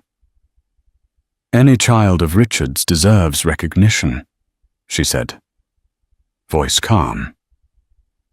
"But don't think I'll let you manipulate me. My baby and I come first." With that, Cassandra stood to leave, fully aware that Juliet wore a smug, victorious smile. One thing became clear. This affair wasn't merely an emotional betrayal. It was a threat to her family's legacy and her unborn child's future. When Cassandra returned home, Richard was pacing in the living room, phone pressed to his ear. As soon as he saw her, he ended the call, stepping forward with a concerned expression. "Cassandra." "Where have you been?" he demanded. "I've been trying to reach you." She dropped her purse onto the sofa and pinned him with an intense stare. "I met Juliet," she said, letting the statement hover in the silent air. Richard's face drained of color. What did she say?" Cassandra shook her head in disbelief. "She claims you promised her everything that you were planning, a life with her, including the baby." Her voice cracked. "Tell me, Richard, how long have you been deceiving me?" He stumbled over a response, his eyes desperate. "Cass, it was a mistake, a lapse in judgment. I let myself get swept up in the thrill. But I never meant to hurt you. I was going to end it." He ran his hand through his hair. "Juliet's pregnancy was unexpected. She caught me off guard. Yet you still kept seeing her." Cassandra's tone was flat, her sorrow overshadowed by anger. "There's no undoing the damage." "Now is it easier?" Over the next hours they argued in circles. Richard insisted he loved Cassandra and would do whatever was necessary to repair their marriage. She demanded he stop seeing Juliet, set up a legal plan for child support, if the baby was indeed his, and hand over full transparency bank accounts, phone logs, everything. Caught between guilt and fear, he acquiesced to each demand, promising full cooperation. But Cassandra remained unconvinced. His affair had stretched on for too long, and Juliet was cunning enough to keep twisting the knife. In a matter of days, everything escalated. Cassandra's lawyer drew up documents to protect her interests, while Juliet hired her own high-powered legal team to assert her claims. Rumors swirled that Juliet was pushing for a generous settlement, threatening to go public with even more scandalous details if the Montgomerys didn't comply. Into this maelstrom stepped the ironically calm figure of Judge Harriet Bennett, the presiding judge, who would later oversee the complicated lawsuit. She was known in high society for her impartiality and no-nonsense approach. The tension soared when the judge summoned them to a preliminary hearing to address custody rights, paternity tests, and financial disputes. Cassandra had hoped to resolve the situation without stepping into a courtroom, but Juliet's relentless pursuit of recognition for her unborn child left no alternative. In the days leading up to the hearing, Cassandra oscillated between heartbreak and fierce protectiveness. Every time she felt the baby move within her, her resolve hardened. She told her lawyer, "No matter what happens in that courtroom, my baby must come first." She also prepared herself for the possibility that she'd become a single mother if the only way to save her dignity was to divorce Richard once and for all. It was a spectacle when Cassandra, visibly pregnant, walked into the courtroom on the day of the preliminary hearing. Heads turned as her presence radiated both vulnerability and strength. Richard trailed behind, looking as though he'd aged years from stress and guilt. On the opposite side of the aisle, Juliet Hastings sat with a demure air, impeccably dressed in designer attire that barely hinted at her own pregnancy. She offered a thin, self-assured smile to Cassandra across the courtroom, a smile that felt like poison dipped in honey. The hearing began.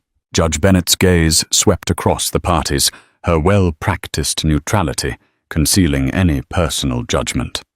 Juliet's attorney, a smooth-talking professional named Daniel Rothstein, presented his client's side.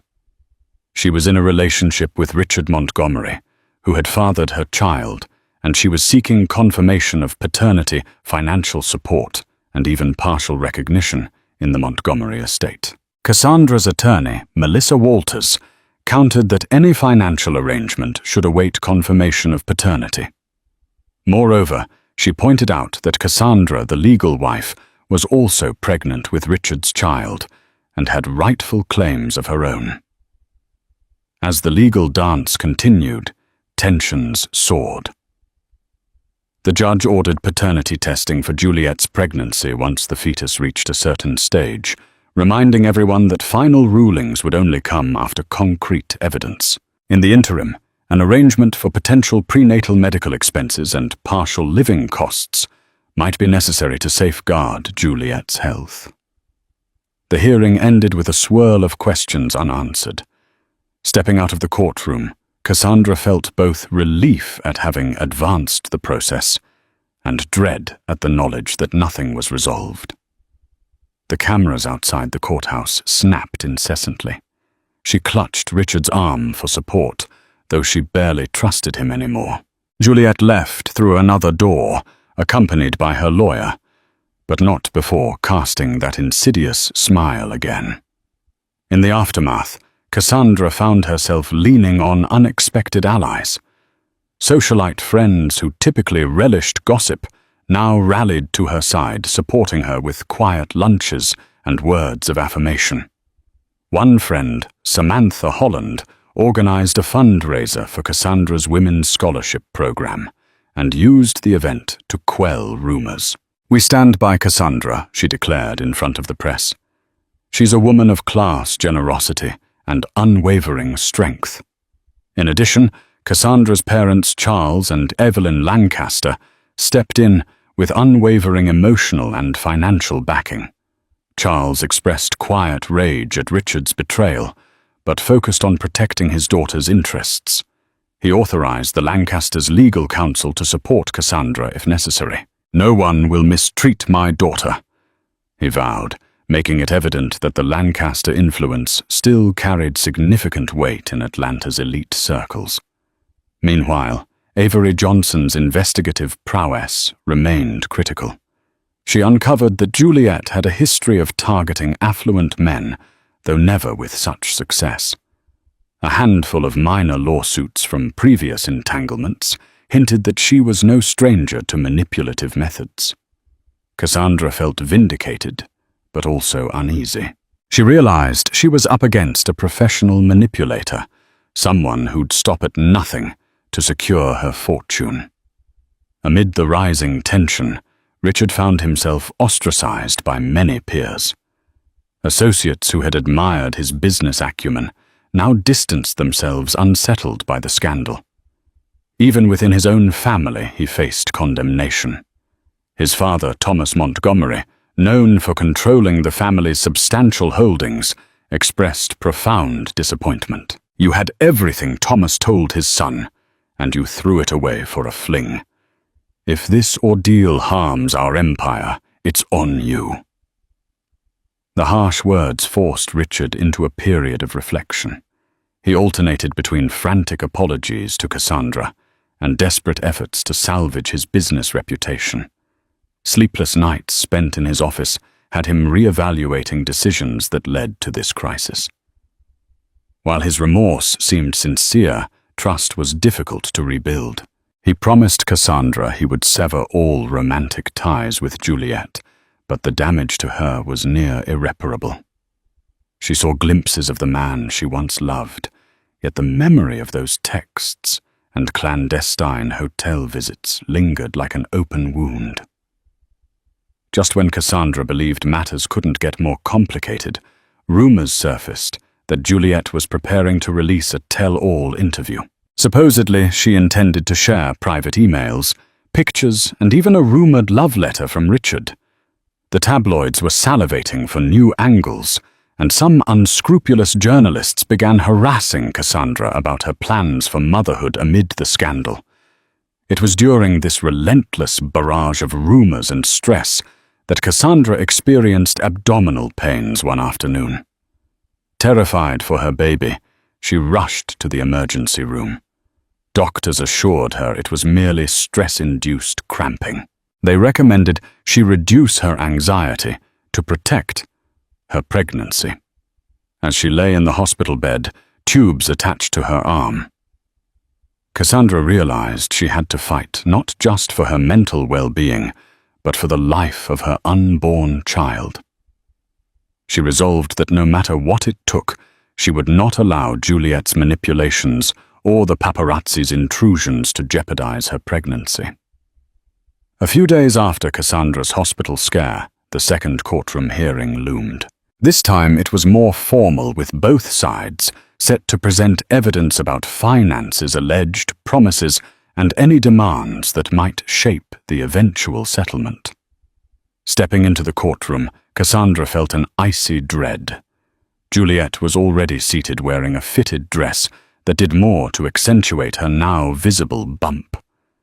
She shot Cassandra a quick smile, a toxic blend of confidence and condescension. Richard looked like a man facing a firing squad, tension etched into every line of his face.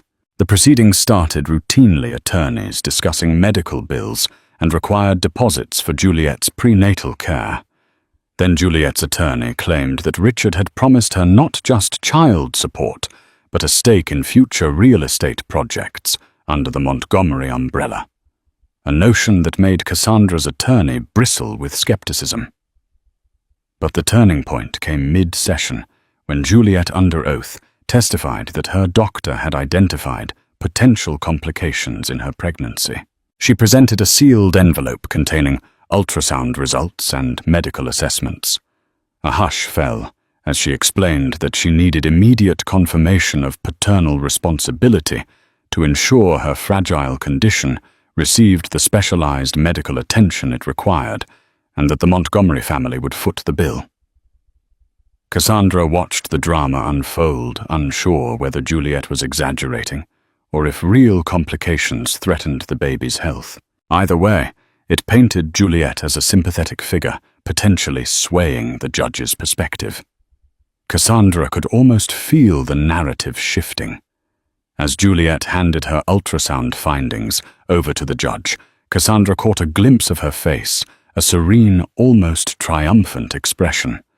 Juliet glanced in Cassandra's direction, that same lethal smile curling on her lips. The effect was chilling. It carried a message: I hold the power now. Cassandra's heart pounded. She told herself not to panic.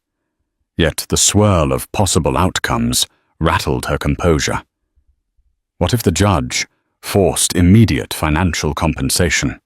What if Richard was pressured to publicly acknowledge Juliet's pregnancy, overshadowing Cassandra's own maternal journey? The hearing continued mechanically with discussions about how the court would handle evidence of paternity down the line. But Cassandra was only half listening. She felt like a woman trapped in a nightmare, with each new revelation twisting the knife deeper. Meanwhile, Richard sat motionless occasionally, casting apologetic glances at Cassandra that did little to ease her suffering. Later that afternoon, after the hearing ended, Cassandra's lawyer approached her with a perplexed expression. "They gave us a copy of Juliet's ultrasound," Melissa Walters said quietly.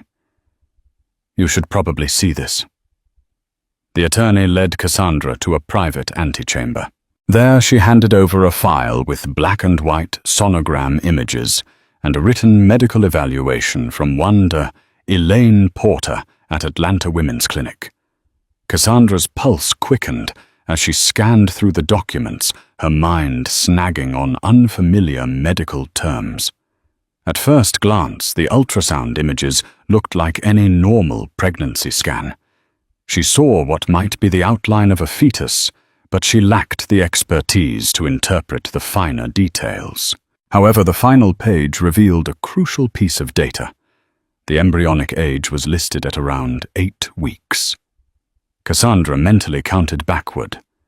8 weeks from the present date would have placed Juliet's conception timeline at a moment that coincidentally Richard was supposedly overseas on a business trip in Europe. She herself had records of him calling nightly from Italy's Lombardy region. Could the timing be off? Cassandra's suspicions flared. The window for Juliet's pregnancy didn't perfectly align with Richard's known schedule. Either the dates were miscalculated, or someone was lying. Cassandra texted Avery Johnson immediately. "Need you to look at these dates. This might be bigger than we thought." As the next few days ticked by, Cassandra's life became a blur of anxious waiting. She woke up each morning to a swirl of phone calls, social media gossip, and intrusive questions about the scandal. She hardly slept. Meanwhile, Avery Johnson dived into the new lead cross-referencing Richard's travel logs with the probable date of conception indicated by Juliet's ultrasound. Finally, Avery delivered a discreet call. "Cass, the timeline doesn't match up," she stated firmly. Based on airline records, Richard left Atlanta on the 10th of last month and didn't return until the 21st. The medical report suggests conception likely occurred around the 15th. If that's accurate, there's no way Richard could be the father unless the ultrasound is inaccurate or there's some other factor we're missing. Cassandra felt a surge of hope, a possibility that her nightmare might be an elaborate sham. But Avery cautioned, "We can't jump to conclusions yet. Ultrasound dating can have a margin of error. We need more conclusive evidence." Haunted by possibilities, Cassandra took a bold step. She requested her attorney to set up a meeting with Dr. Elaine Porter, the OB-GYN, named on Juliet's documents.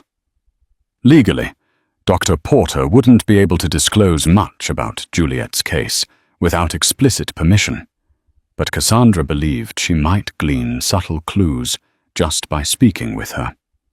When Cassandra arrived at the well-appointed Atlanta Women's Clinic, she felt the baby in her own womb give a gentle nudge. It was a reminder that she too needed to protect herself and her child. In Dr. Porter's office, a nurse politely informed Cassandra that patient confidentiality would limit what could be shared. Cassandra explained that she had no intention of prying into details, but she worried about the potential father's confusion regarding the timeline. She asked hypothetical questions about how ultrasound dating worked, whether stress or medical conditions could alter the gestational age assessment. Dr. Porter, a composed woman in her early 50s, maintained her professionalism. Typically, the dating is fairly accurate. We always advise follow-up ultrasounds for confirmation. Margins of error exist, of course, but not usually more than a week or so. Cassandra left Dr. Porter's office more convinced than ever that something was off about Juliet's timeline. For the first time in months, she felt a spark of empowerment. Perhaps the devastating betrayal wasn't as it seemed. Maybe Juliet had manipulated the truth, forging a path to wealth by using Richard's name. Avery Johnson's investigative momentum didn't stop at the travel logs. She dug deeper into Juliet's personal history, uncovering a trail of short-lived relationships with other affluent men. None had escalated to pregnancy, but Avery found faint echoes of similar patterns. Illusions of closeness, promises financial demands, culminating in hushed settlements. This time it seemed Juliet had landed a bigger target, the Montgomery Empire. Avery eventually retrieved an alarming snippet of info. Juliet had visited a different clinic around the time she first announced her pregnancy. That clinic, Maplewood Diagnostics, provided discreet reproductive services. She might have sought alternative fertility treatments or simply inquired about a procedure. But the potential link raised another question. Was Juliet actually pregnant with someone else's baby? Or was she using medical records to craft a false narrative? Though Cassandra was still furious with Richard for his affair, her instincts told her that not everything was as Juliet claimed. Armed with Avery's findings, Cassandra prepared for the next court hearing with renewed determination. She was done playing victim in Juliet's chess game. When the next hearing convened, everyone expected more arguments over finances and paternity. But Cassandra's attorney, Melissa Walters, stunned the courtroom with new evidence. She displayed 2 sets of ultrasound images, one from Juliet's official file, another from Maplewood Diagnostics. The second set had been leaked anonymously to Avery.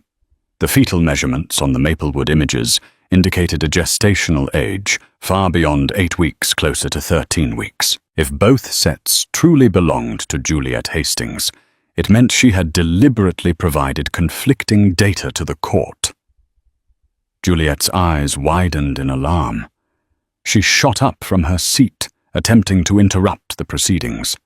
Her attorney rushed to object, claiming the second set of ultrasounds were unverified and illegally obtained. Melissa countered that they'd soon subpoena Maplewood Diagnostics for authenticity. Judge Bennett, typically calm, showed visible frustration at the revelation. She demanded an explanation from Juliet's counsel, who fumbled for a coherent response. This was the pivotal moment. If it turned out that Juliet was further along in her pregnancy than Wu claimed, or if the baby's father was someone else entirely, it would change everything. The court erupted in murmurs while reporters frantically typed updates. Juliet appeared furious, her composure unraveling under the glare of scrutiny. During a recess, Juliet stormed out into the hallway, followed by her attorney. The press seized the moment. Cameras flashing microphones thrust forward. Cassandra remained inside, but from her vantage point, she could see Juliet's frantic gestures. Tension in the corridor sizzled like live wires. Richard, pale and shaken by the bombshell evidence, approached Cassandra. "Is it true?" he asked, voice trembling. "Could her timeline be off? Could this child not be mine?" Cassandra's response was frosty. You should have thought about that before you stepped out on our marriage." She paused, swallowing back months of rage. "But if it means you aren't trapped by her scheme, then I want the truth to come out. My child won't share an inheritance with a con artist's fabricated claims." When court resumed, Judge Bennett demanded that all medical records relating to Juliet's pregnancy be submitted directly to the court under seal. Further, she ordered an immediate non-invasive paternity test once feasible. The tension in the room was so thick you could practically taste it.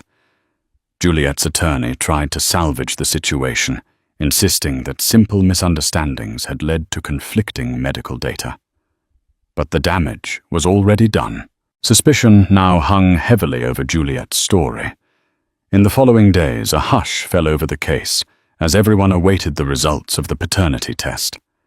Cassandra tried to refocus on her own pregnancy, scheduling a checkup with her obstetrician, Dr. Lana Brooks. This time, Richard joined her, eager to show support. The ultrasound technician turned the screen toward them, revealing a strong heartbeat and the tiny shape of their growing child.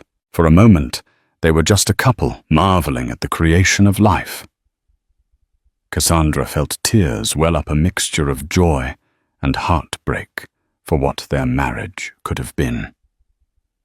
Outside the hospital, Richard asked if they could talk. "I know I don't deserve your forgiveness," he began, "but I'll do anything to fix this, Cass. I want to be there for you and our child. Please just say there's a chance." Cassandra hesitated. She thought about the late-night phone calls, the humiliating tabloids, the acid-like pain of betrayal. Yet she also saw the man she'd once loved, contrite and frightened. "I can't give you an answer right now," she said softly. "But our baby deserves both parents if you truly mean to change." At last, the day arrived when the non-invasive paternity test results would be unveiled. Lawyers from both sides convened at the courthouse. Cassandra, Richard, and Juliet were present, each tense in their own way. Judge Bennett, with stern composure, opened the sealed envelope from the lab. Her eyes scanned the document before she spoke. "Regarding the unborn child carried by Ms. Juliet Hastings, the probability that Richard Montgomery is the biological father is—" She paused, letting the tension peak. 0%. A collective gasp rippled through the courtroom. Juliet jumped to her feet, her face a mask of panic. "That's impossible," she shrieked. "The test must be wrong. He's the father. We were together." But the paternity test was conclusive. There was no chance Richard was the father of Juliet's baby. The carefully orchestrated narrative she had spun for months collapsed in an instant. Judge Bennett's tone turned crisp. "Ms. Hastings, this court does not look kindly on deception. Your previous testimony included statements that appear to be false. I will be investigating potential perjury charges." Juliet sank back into her seat, her face blanching. Reporters rushed out of the room to break the scandalous news. Cassandra felt her entire body tremble with relief and vindication. Every malicious smile Juliet had cast her way, every humiliating moment, now dissolved under the truth. The revelations didn't just destroy Juliet's claim, it also forced a reckoning in Richard's marriage. The entire fiasco had started with his affair. Even if her pregnancy was fake or belonged to someone else, he had still broken their vows. As the dust settled, Cassandra made her own announcement to the press. She was separating from Richard indefinitely, focusing on her pregnancy and her well-being. The statement was neither vitriolic nor forgiving. It was simply resolute. For Juliet, the fallout was worse. She faced public shame, possible legal repercussions, and the end of her golden ticket to wealth. Whispers that she'd manipulated medical documents or employed unscrupulous tactics spread like wildfire. No longer the victimized mistress, she was exposed as a cunning deceiver who nearly tore a family apart for profit. Richard began therapy sessions determined to uncover how he'd allowed himself to fall prey to temptation and illusions of grandeur. He publicly apologized to Cassandra, admitting his betrayal had nearly cost him everything. The sincerity was there, but whether it would be enough to rekindle their relationship was a question only time could answer. In the weeks after the paternity bombshell, Cassandra rediscovered parts of herself she'd long neglected. She began attending prenatal yoga classes, forging new friendships with other expectant mothers who supported her without the burdens of wealth or scandal. She poured renewed energy into her charity work, focusing on scholarships for women who faced adversity, a cause that felt more urgent now that she'd weathered her own crisis. The Montgomery mansion felt less like a home and more like a relic of broken dreams. So Cassandra found a peaceful cottage on the outskirts of Atlanta, surrounded by ancient oak trees and flower gardens.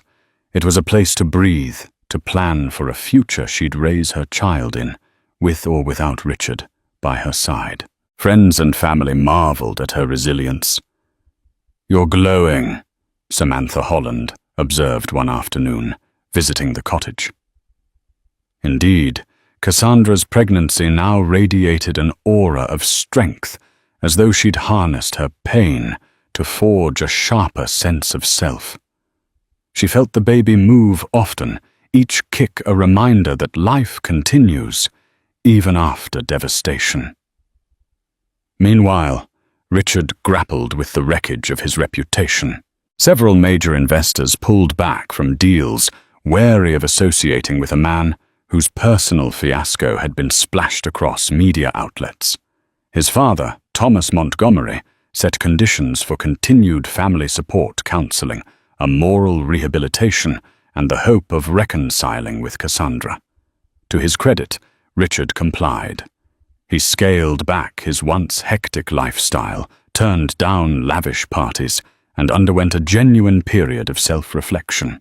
In a heartfelt letter he sent to Cassandra, he penned, "I know I don't deserve your trust, but I will earn it back day by day, if you let me. I can't change what I did, but I promise never to risk our child's future for my own selfish desires. If we do have a chance, I'll dedicate my life to proving I'm worthy."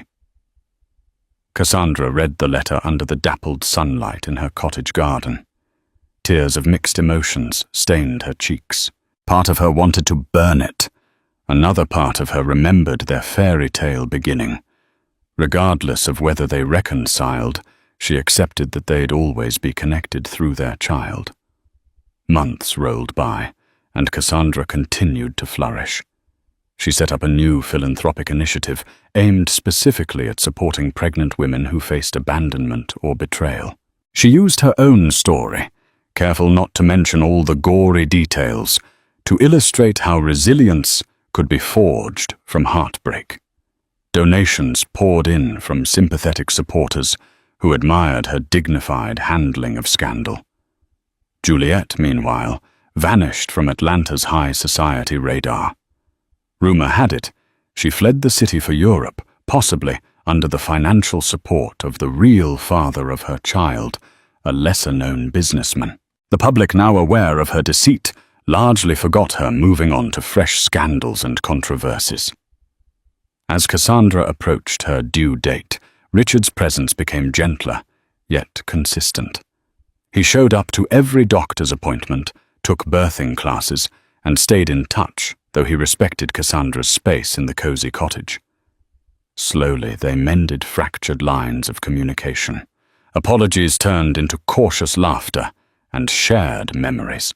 They weren't the blissful couple they once were, but each recognized the bond they would share forever through their child. The air was unusually calm that spring evening, with gentle rain tapping against the cottage windows like nature's lullaby. Cassandra had just settled onto the couch, a steaming cup of chamomile tea in hand, when the first sharp wave of pain rippled through her abdomen. At first, she thought it might be another false alarm. Her due date had come and gone 2 days prior. But the next contraction left no doubt. The baby was ready. Within minutes, the cottage turned into a flurry of urgent movement. Cassandra called her parents, who lived just 15 minutes away, and then Richard. Her voice trembled, but her spirit remained composed. "It's time," she told him. "Meet me at the hospital." By the time she arrived at Northside Hospital in Atlanta, her contractions were just minutes apart. Nurses wheeled her into a private birthing suite, while her mother held her hand, whispering soothing words. Evelyn's presence gave her strength, a comforting anchor amidst the chaos.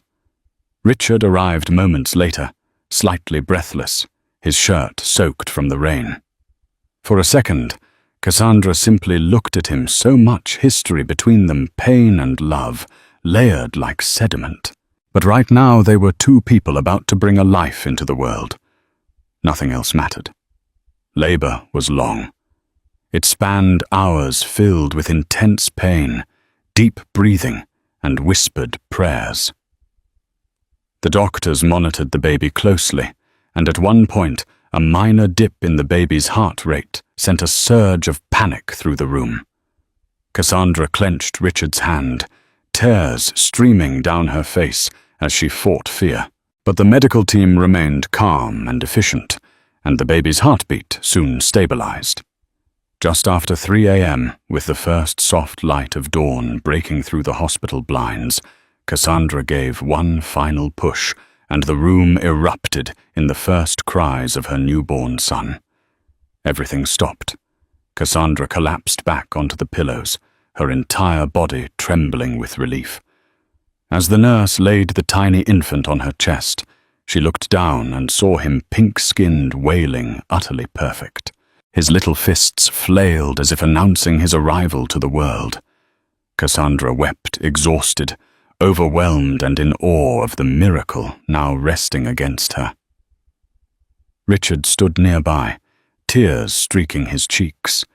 He leaned closer, brushing his hand gently against the baby's head. "He's beautiful," he whispered, voice cracking with emotion. "You did it, Cass." She looked up at him, eyes still misty. "We did it." In that room, for a fleeting moment, everything else faded. The courtroom battles the lies. The heartbreak, none of it mattered in the face of this new life. They named the baby Landon Charles Montgomery, a tribute to Cassandra's father and a nod to the strength of both family lines. When the nurse wheeled in a bassinet and the baby was swaddled and placed inside, Richard didn't leave his side for a second. He watched every movement, protective and tender, in a way Cassandra hadn't seen before. 2 days later, Cassandra returned to her peaceful cottage with Landon bundled safely in her arms. Richard helped carry their bags inside and lingered by the doorway, unsure if he should stay. Cassandra turned to him, her voice soft but steady. "This is home now, for both of us, if you're ready to earn your place again." He didn't respond with words. He simply nodded, eyes misting, and stepped inside. Their story was far from over. But in that quiet little cottage, with spring blossoms blooming just outside the window and the soft coos of their newborn son filling the air, it felt like they were exactly where they needed to be. The court battles had ended, the headlines had faded, and the cameras had turned their lenses toward newer scandals. But for Cassandra Montgomery, the true story was only just beginning. It was no longer about lawsuits, lies, or lavish betrayals. It was about rebuilding a life rooted in something real. Motherhood transformed her in ways even she hadn't anticipated. Landon's tiny fingers grasping hers became her anchor, his every coo a call to strength. She fed him under moonlight, sang softly to lull him to sleep, and found peace in the rhythm of their new life together. The chaos of the past months had given way to serenity, the kind that only comes after enduring a storm and realizing you're still standing.